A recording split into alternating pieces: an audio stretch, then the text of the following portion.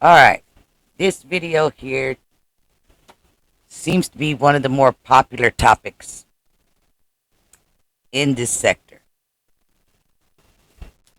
Now, I want y'all to take a look right down here on the bottom left hand corner. I put this out over a year and a half ago. You can see I live streamed it February the 13th. To this day, I've gotten 1,800 views on it.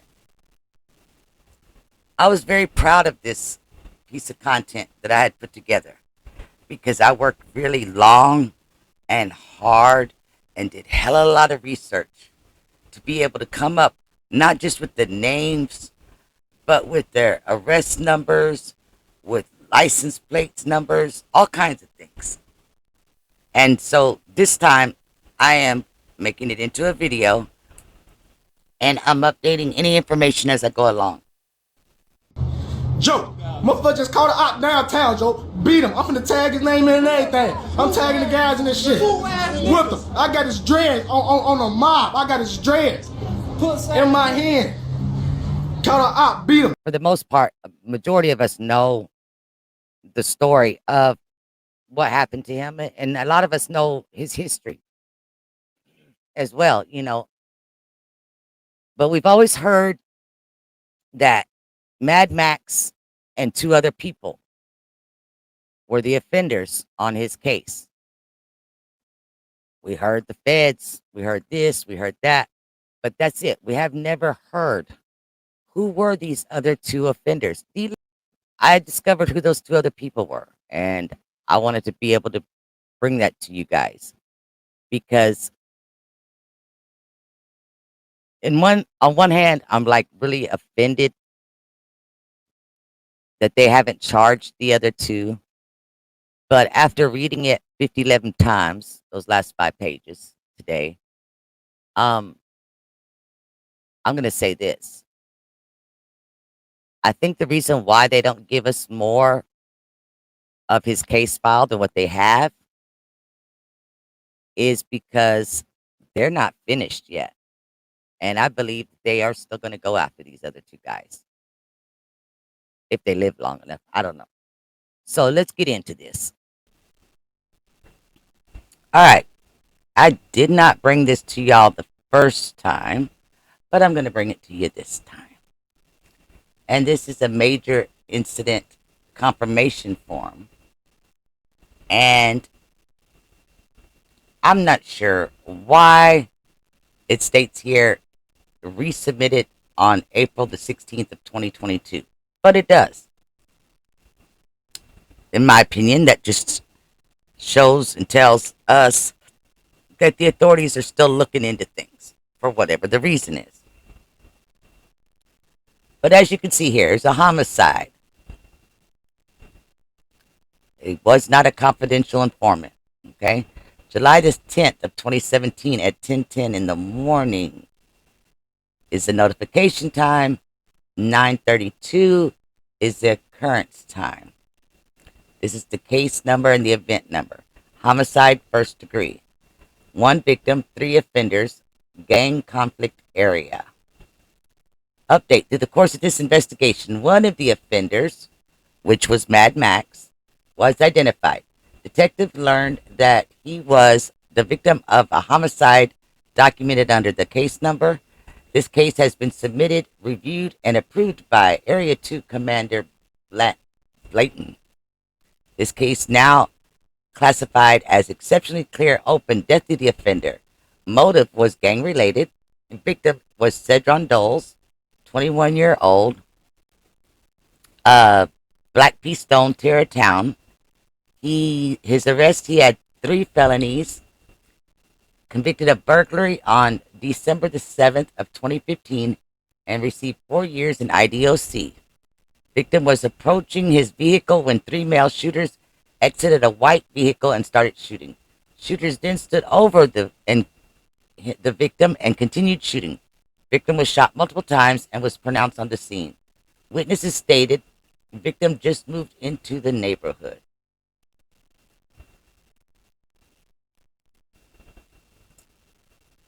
You can see here has his information. Then it has 3 offenders, which the only one they had at the time was the Mad Max's information.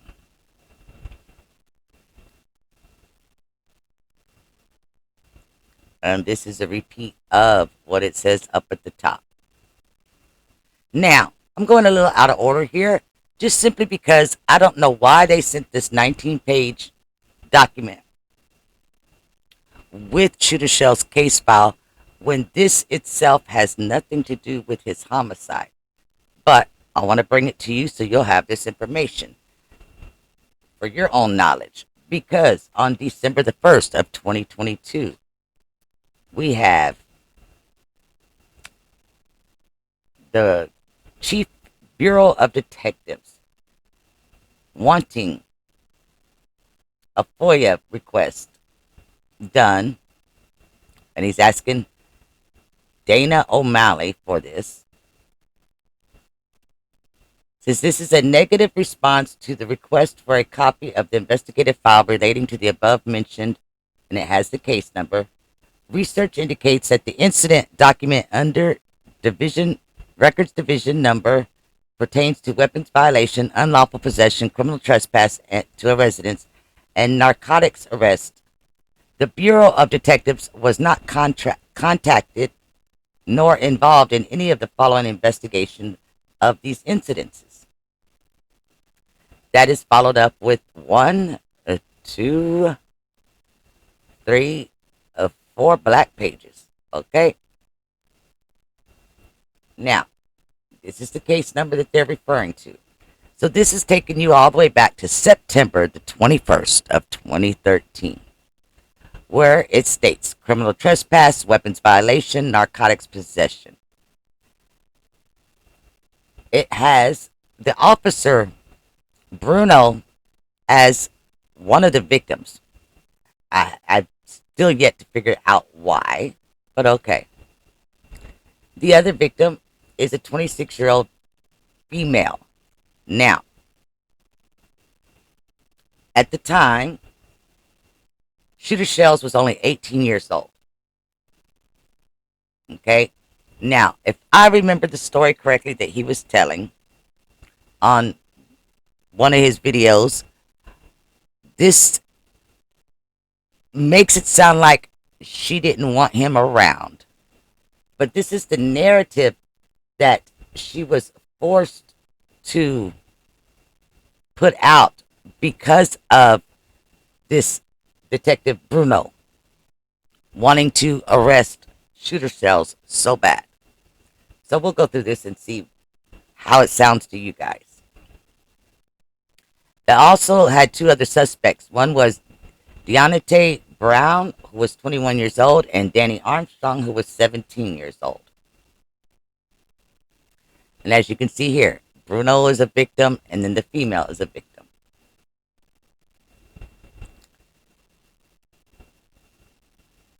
They caught them with cannabis, 50 grams.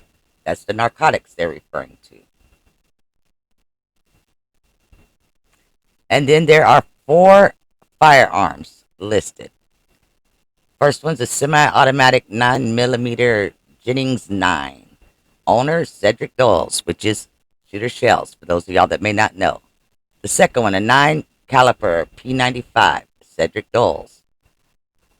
The third one, a 40 caliber A75, Cedric Doles.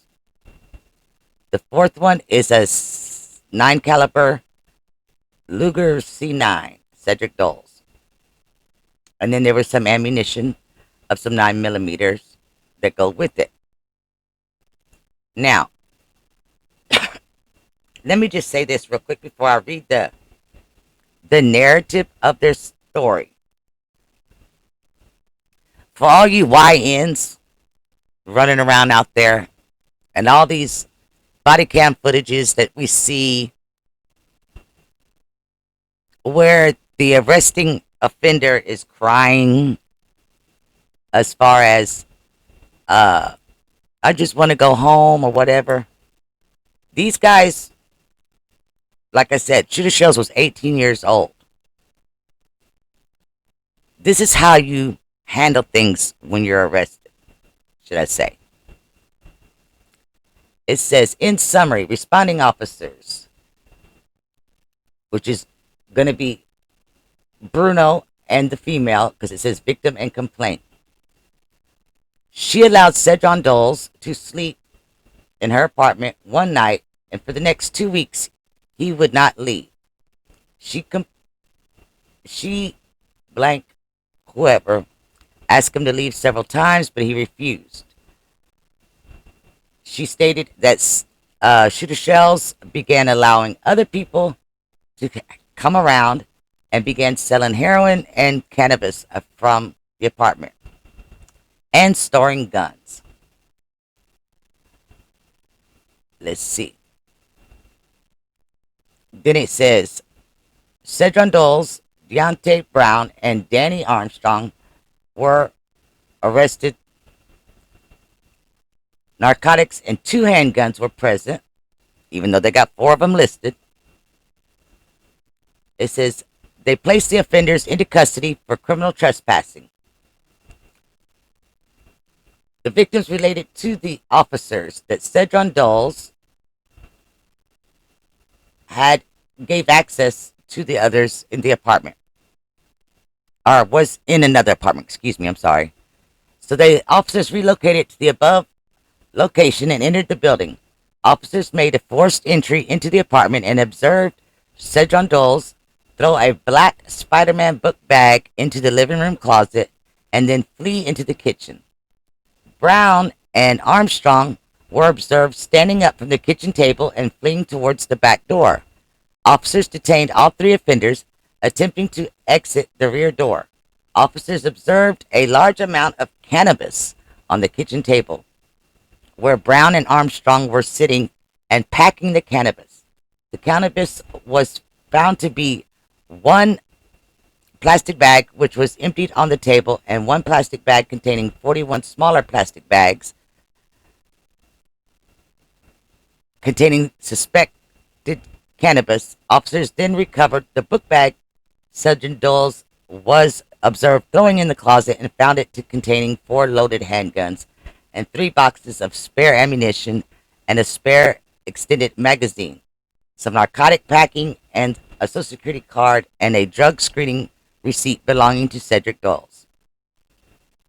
All offenders were then transported to District 3 for processing. Offenders were then Mirandized at 12:45. Armstrong stated to the officers, "That's my weed. I don't know anything about the guns." Cedron Doyle then stated to the officers that he buys guns whenever they come along and bought the first of the 4 about 2 months ago. The weapons are clear and not registered, according to the officer at the gun desk. Says that the first arresting officer was Anthony Bruno. Now it goes into their arrest sheets. So, Danny Armstrong, which is a 17-year-old, who admitted the cannabis was all his. Okay?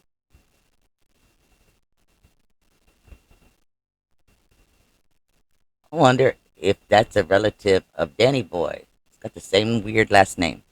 Alright, never mind. Has nothing to do with this. Alright, so the victim is the state of Illinois, Bruno. If you go figure that one out. They had 30 to 500 grams of weed, which somewhere in here it says it was 50 grams. Criminal trespass to residence, and he had a warrant out for his time. Oh, here it is. It was 50 grams, valued at $300. They set a court date for him.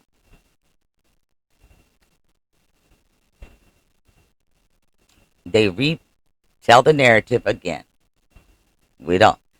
The only difference is it says he's a self-admitted blank, not on parole, trap, or GIPP.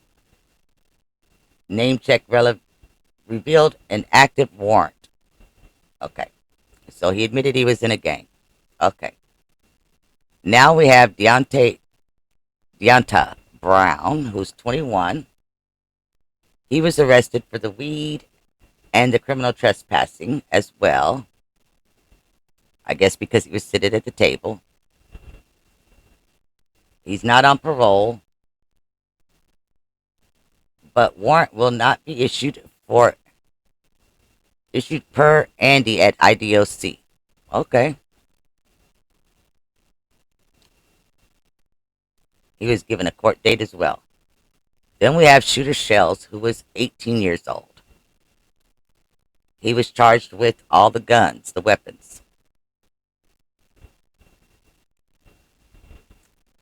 And all the same narrative. And he admitted to being part of a gang as well. And he was given a court date as well. So, for whatever reason, they included this into the case file. And like I said, that's how you man up and take your charges when you've been arrested. If you're innocent, then ask to speak to your attorney. That's it. Not that difficult. So here we're starting the actual case file that the authorities have released, which is 15 pages long. This is the case number here. Homicide, first degree, July the 10th, 2017 at 9:32 a.m.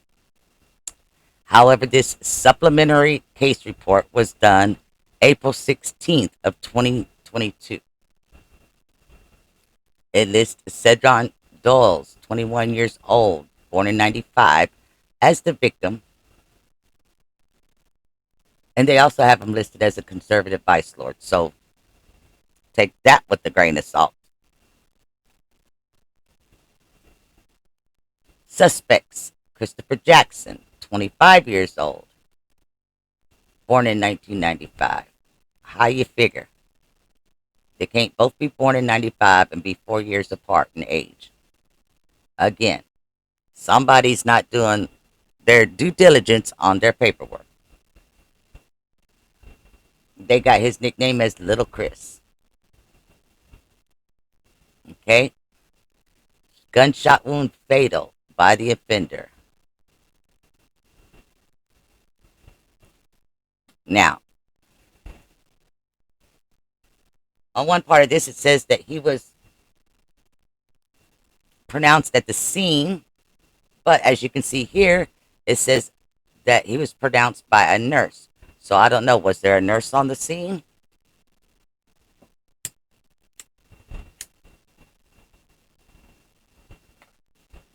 Because I don't remember reading that in there anywhere. But the cause of death was multiple gunshot wounds. Now we have a black on black Chevy Impala 4-door. Bullet holes to the driver's side window, body and front tire, which was Shooter Shell's vehicle. It was registered to him.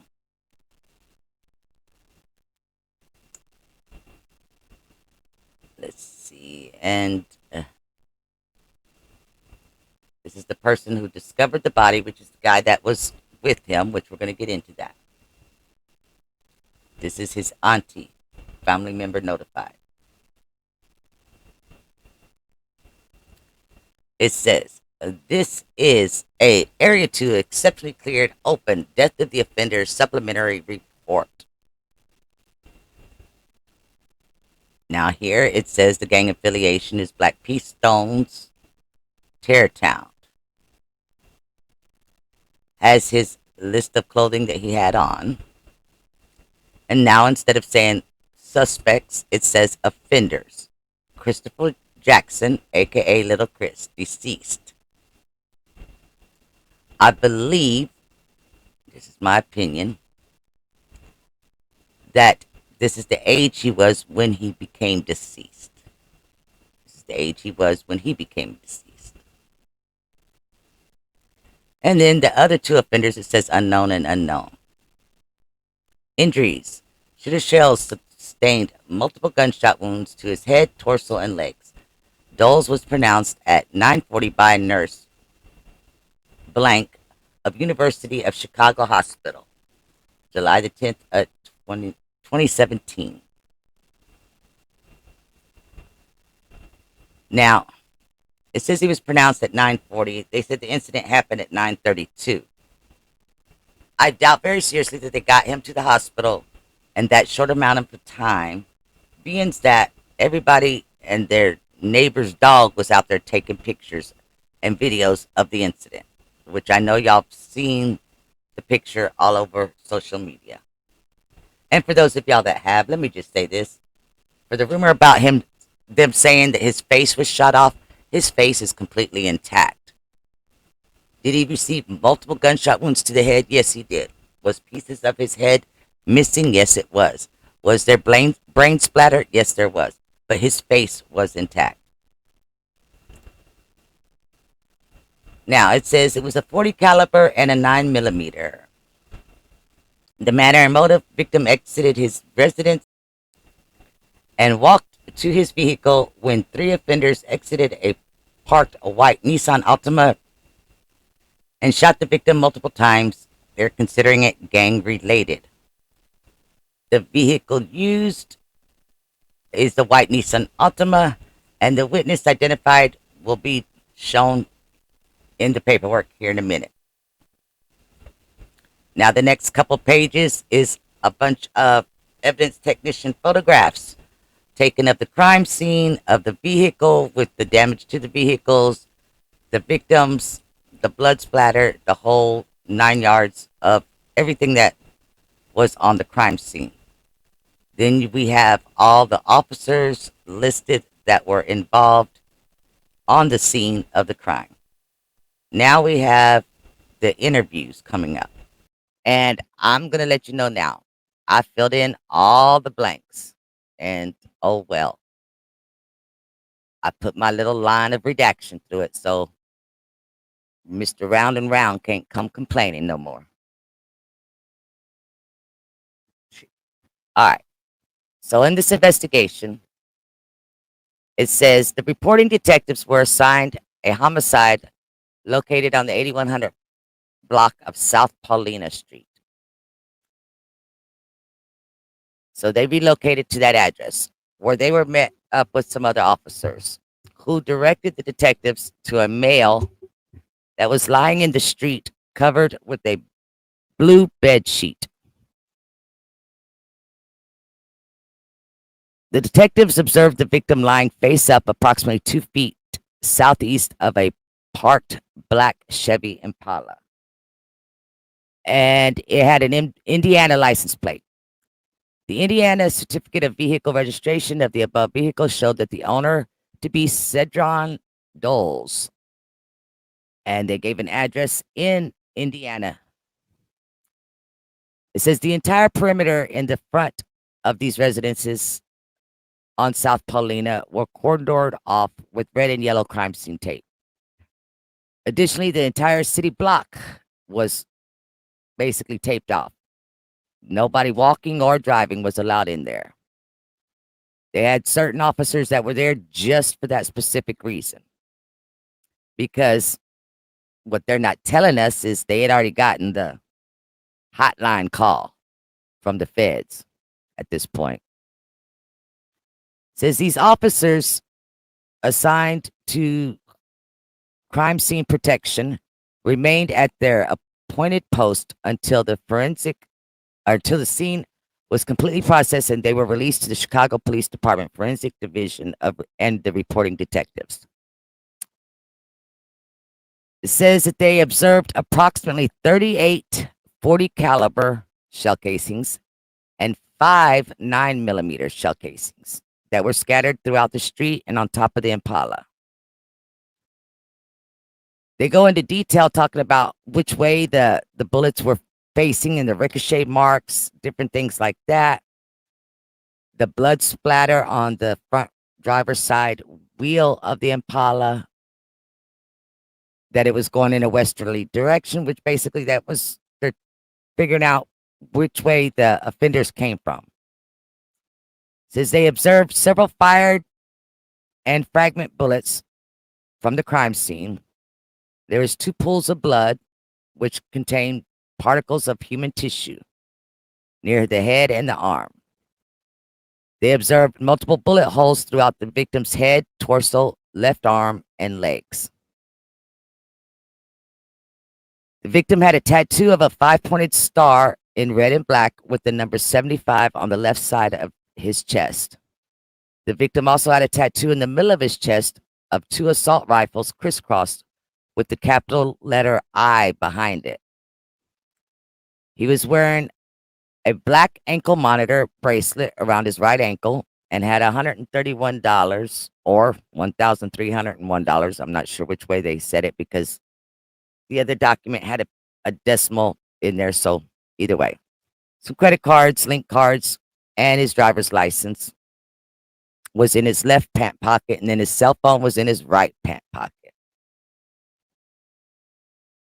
They processed the entire scene and sent all the evidence off to the lab. Now, they have a witness. This is the witness here. His name is Jolek Heron. I'm probably mispronouncing his name, but we'll be all right. They interviewed him at the crime scene on July the 10th of 2017. He stated that he and the victim were like brothers and that Heron's mother, Gales, took the victim in at age 10. Heron stated that the victim's biological parents were both deceased and stated that on that day of July the 10th of 2017, him and the victim exited the residence on Paulina Street and walked southbound on the west side of the street to the victim's parked car. He said that he and the victim were going to court on at 26th Street to support a friend. He stated that he and the victim approached the victim's car, the black Impala. The victim unlocked the car with the remote control. Three black males exited a parked white Nissan, brandishing weapons. Heron stated that the three black males were all wearing black hoodies and that all three black males were firing multiple gunshots in the victim's direction. He stated that he heard more than 20 gunshots. He ran southbound on Paulina Street. And he said the three offenders entered the waiting white Nissan, which was driven from the area southbound on Paulina and then eastbound on 82nd from Paulina. And then it went out of his view sight. He said two of the offenders entered the back seat of the white Nissan and one offender entered the front seat of the white Nissan. He said the white Nissan had been parked on the east side of the street behind the gray Buick in front of the residence located on that street when the three offenders exited the car and began shooting. He stated that the reason the victim's black Impala was parked so far down the block was because there was no parking spaces in front of the building that he was visiting the previous evening. He stated that the black Impala had tinted windows. That interview was concluded. Then they talked to Shooter Shellz' auntie.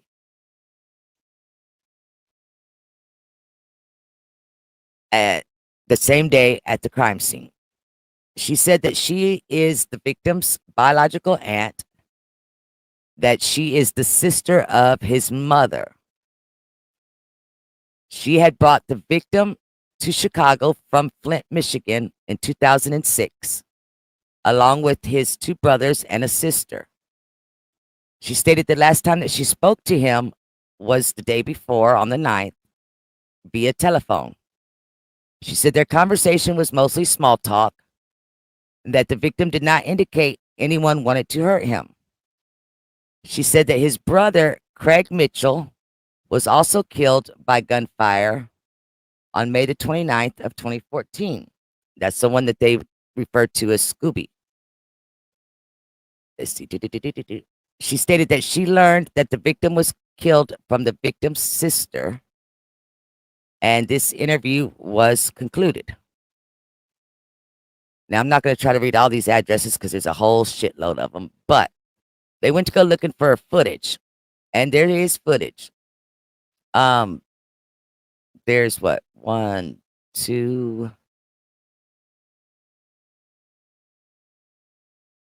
three, four. I think it's 4 or 5 of the POD cameras, and only one of them did not have anything worth looking at. Then they went to private cameras, which basically, um, a lot of people were saying this stuff didn't work, but there was a dry cleaners located on South Ashland Avenue and also a private residence on West 62nd Street. The footage captured at the dry cleaners and the private address showed the white vehicle with tinted windows driving eastbound on 82nd Street through Ashland Avenue and out of view moments after the murder. Detectives believe that the vehicle was a 2014 to 2016 Nissan Altima. They were able to collect that and put that in inventory. When they did the autopsy on him, of course, the manner of death was multiple gunshot wounds, homicide. He had 10 gunshot wounds enter the right temple area and exit the left side of his head, and 4 gunshot wounds to his lower right chest. He had a gunshot wound to his upper right chest, upper right abdomen, lower left abdomen, through the nose, in inner side of the right bicep, inner side of the right thigh, right lower leg, inner side of the right ankle. Gunshot wounds too numerous to completely document. And I will say this. Yes, I've seen the picture of him laid out. And as gruesome as it is, people over exaggerated saying that his face was shot up. It was not his face. His face is completely intact. It was where his temple is and a small portion, just the edge of his forehead, that was damaged. I'll put it like that. But his face was completely intact. It says the detectives learned through the firearms analysis that 4 different handguns were used in the homicide. But there's 3 shooters, mind y'all. Okay? It says 3 .40 caliber weapons, whereby 38 .40 caliber cartridge casings were recovered, and 1 9mm, whereby they found 5 9mm casings were found at the crime scene. On the same day, July the 10th, the witness that was with Shooter Shellz, Heron, just a few hours after the homicide, he was a passenger in a vehicle driven by someone named Gregory Mitchell. And they were arrested and charged with being armed habitual criminals for possessing a 9mm handgun with the laser light. This incident was reported under that case number. The recovered weapon was a Taurus 9mm with a defaced serial number, which was inventoried. They sent that off to the lab because they wanted to compare it to the shell casings from Shooter Shell's crime scene. And the results came back negative. So the guy that he was with, even though he had a 9mm, we don't know if he had it at the time of the homicide or if he got it afterwards.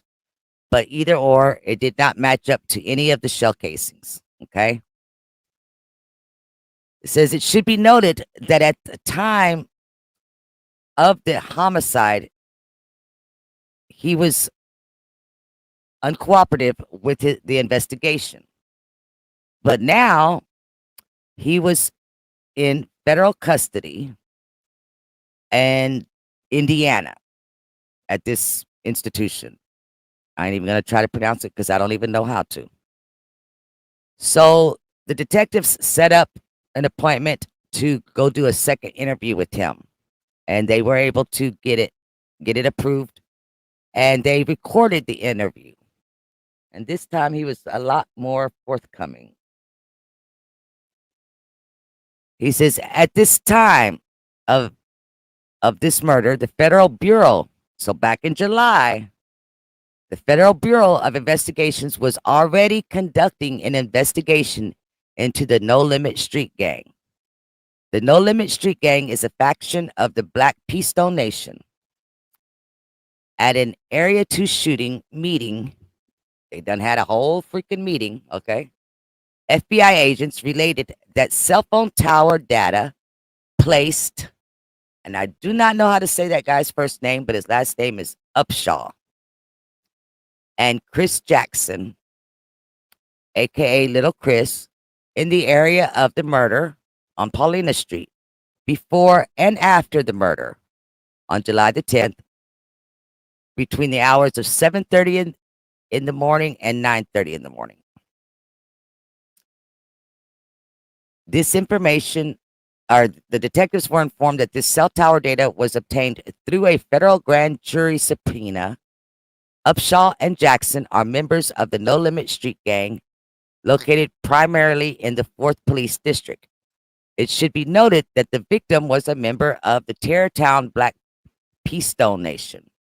It should be further noted that the victim was a rapper whose street name was Shoota Shellz. The victim produced a rap video titled Death of 150. The rap song, Death of 150, was a hate-filled song containing threats directed at the No Limit Street Gang and its members, both dead and alive. I wonder why they don't ever mention what the songs were that the other side was singing, making and singing or whatever, but they never do. They just want to go one-sided, so okay, whatever. Then it says, it should be noted that on August the 3rd, 2018, Christopher Jackson was shot in the abdomen on South Kingston Avenue. And then on September the 3rd, exactly 1 month later, he succumbed to his injuries and was pronounced at the University of Chicago Hospital. Yes, I have all that footage of the interview. I have all the footage of the shooting. I have all that, but we're not doing all that tonight, okay? Because like I said, most of us knows all this information. I just wanted to be able to get this out real quick. And when I do the whole thing, I'll do the whole thing. An autopsy was performed in this case and was ruled a homicide.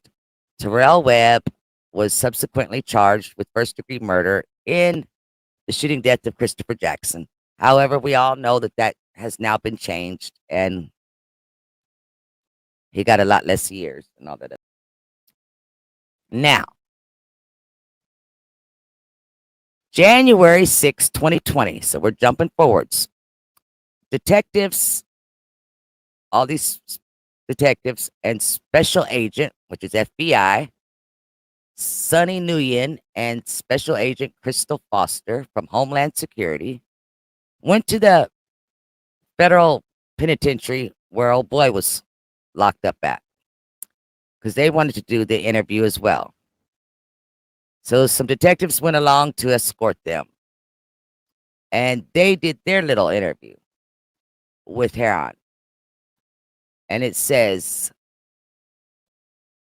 on the date that the victim, Cedric Doles, was killed, Heron stated he walked with Doles to his car.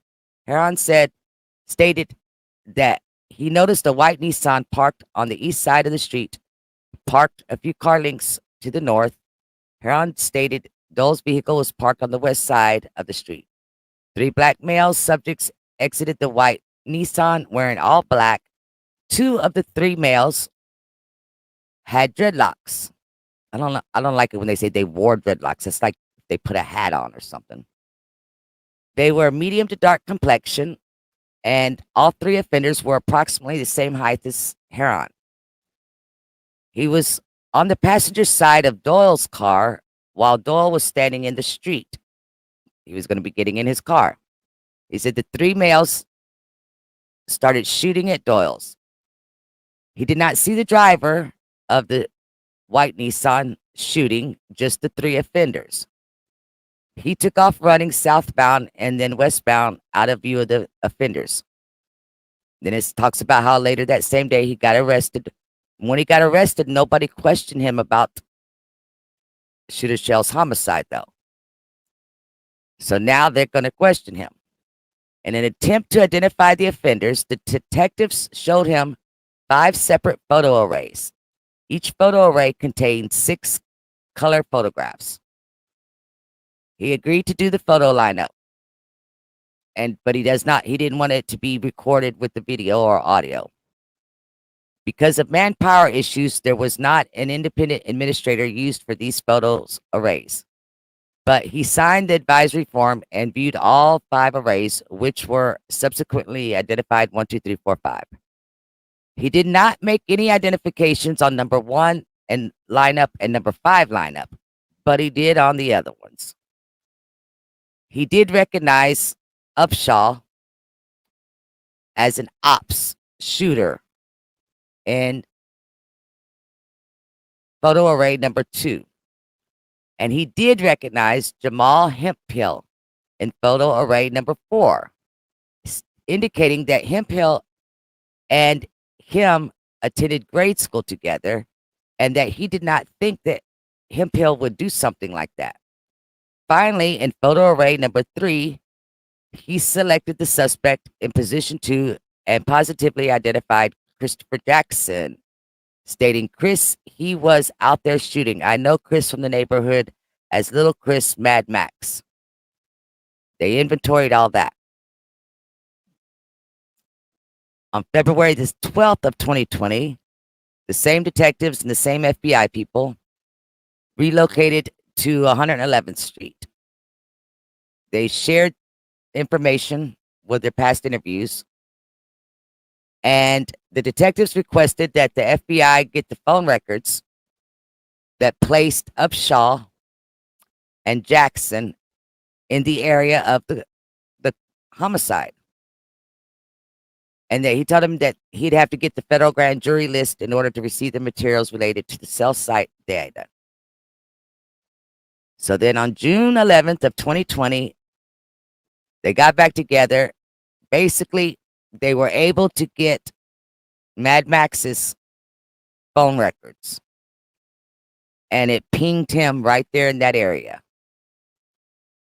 It says the suspect, Upshaw, has not been obtained. And then in parentheses, it says details pertaining to the investigation statements and evidence are documented in FBI 302 reports. It's going to say that twice. It says it again down here. It says all evidence recovered in this investigation was submitted and tested by the Illinois State Police Crime Lab, and nothing in the testing contradicts the findings.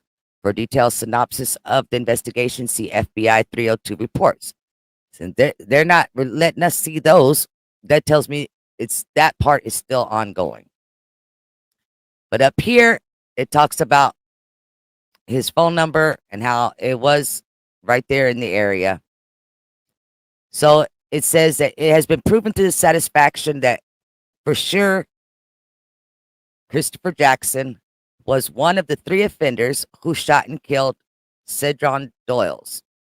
Now, what I'm seeing different on this that I've seen on other case files is that they are still saying that there are 3 offenders. So they are convinced that all 3 of them are guilty. They've just only been able to stamp one of them so far. Now, they have Christopher Jackson listed on the bar to prosecute, but it's a death of the offender, so they can't. So, this is Mad Max. Everybody knows Mad Max. And if you didn't recognize the other ones by their government names, it's Malley and Mansky. Those are the 2 other offenders. These 3 are the ones that were responsible for killing Shooter Shellz. Just in case you're not aware, the one on the left is Hemphill. The one on the right is Upshaw. Now, let me give you a little update on them two. We know Mad Max has been killed. Uh, but let me give you a little update on them two since this shooting incident. Now, I could tell you, G Mansky is still around. You can still see him on the internet from time to time. But I didn't really find anything big that to report on, put it that way. As far as like any arrests or anything like that. Mally is in the penitentiary for a homicide. So let me grab that information for y'all real quick. Now, this is the crazy part. Just a couple of weeks after the Shoota Shellz homicide, he gets picked up on a gun charge, July the 29th of 2017. Then he gets picked up November 1st of 2017 for controlled substance. Then in October of 21st of 2020, he gets another gun charge. January the 30th of 2021 is when he finally picks up the murder in the first degree charge. But I guess he was out on bond, hadn't been to trial yet, and he picks up a August the 25th of 2021 armed violence category 1. So this is his profile over at the IDOC Lawrence Correctional Center.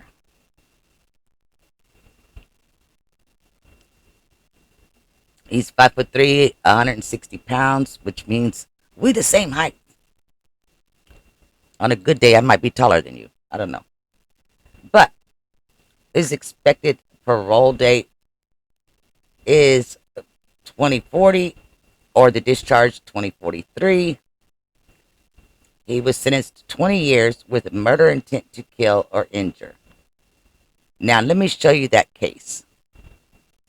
Now, you'll remember this old Dog Pound interview that Zach TV did with D-Thang and Dirk.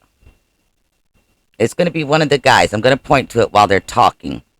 But it's going to be one of the guys in this video.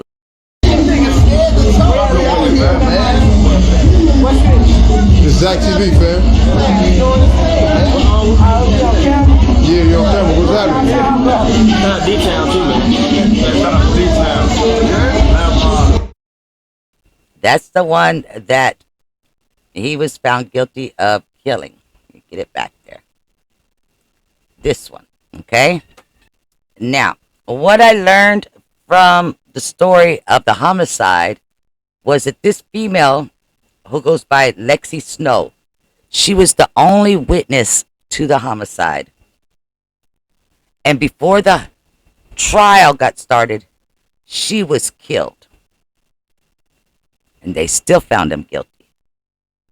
Okay, you see here it's 6700 block of South Crandon Avenue, which is close to 67th. It says, a 25-year-old woman was found shot multiple times Sunday night in the city's South Shore neighborhood, Chicago police said. She later died. Police responded just before 11:25 p.m. to the 6700 block of South Crandon Avenue for a report of a person shot. When they arrived, they found the woman outside with multiple gunshot wounds, police said. She was unresponsive and was taken to the University of Chicago Medical Center, where she was pronounced dead.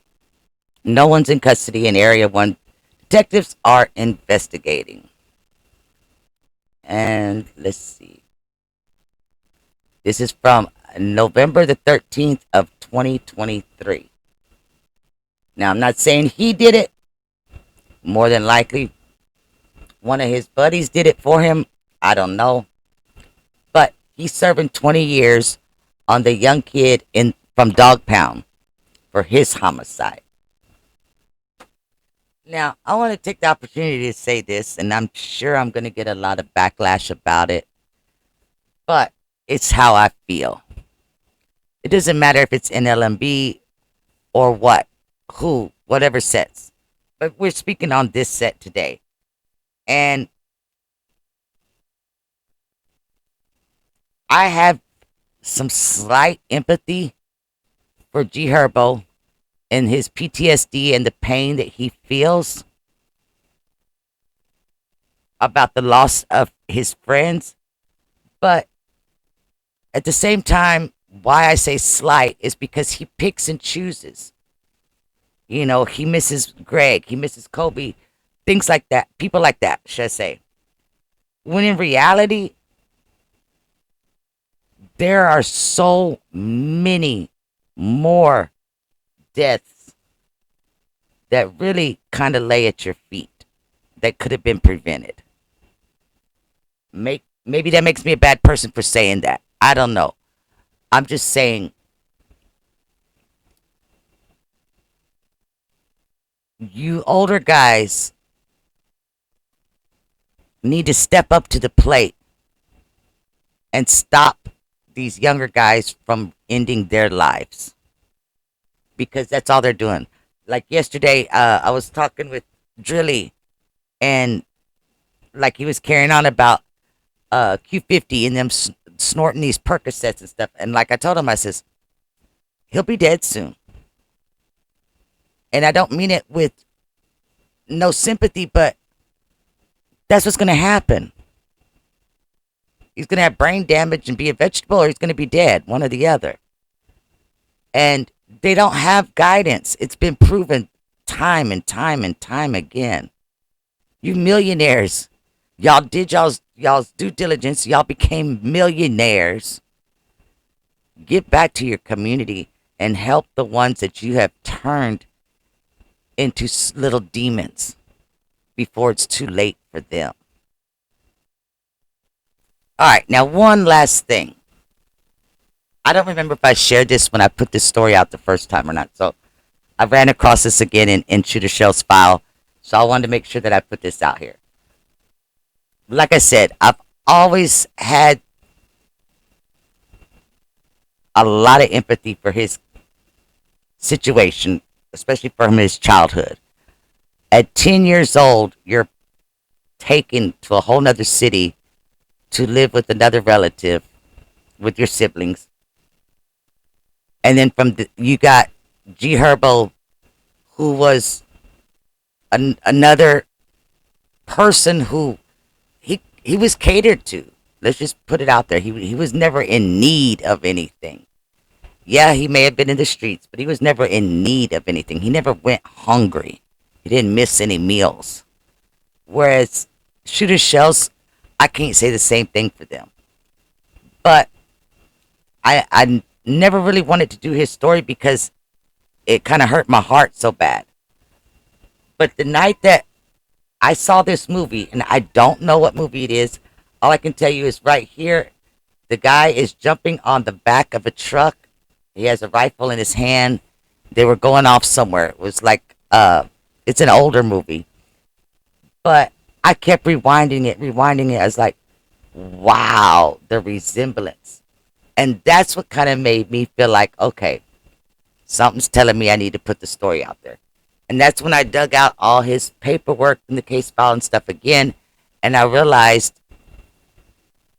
how much of the information I knew on this case file that has never even been spoken on, as far as the offenders and things like that. Like I said, when I put it out before, 2 hours later, somebody else was running with it. But at least that person's in a semi-different lane now, even after he threatened my kids and stuff like that, but whatever. I'm still standing. Anyway, but yeah, so sometimes things just work in a different way for me, because I really, when I do the research, I do so much research on these stories, I can't help but to feel something for the individual that I'm speaking on. And like I said, his story has always been one that's really kind of hurt my heart. And I just wanted to put that out there because you never know how things are going to affect somebody. And hopefully my story, putting it out here of Shooter Shellz, has helped somebody get clarification Maybe it'll encourage somebody to not do something stupid. Maybe set pride aside.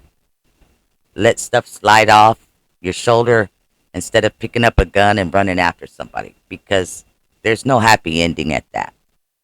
You guys stay safe and thank you for your support. I appreciate y'all, and I'll catch y'all again soon.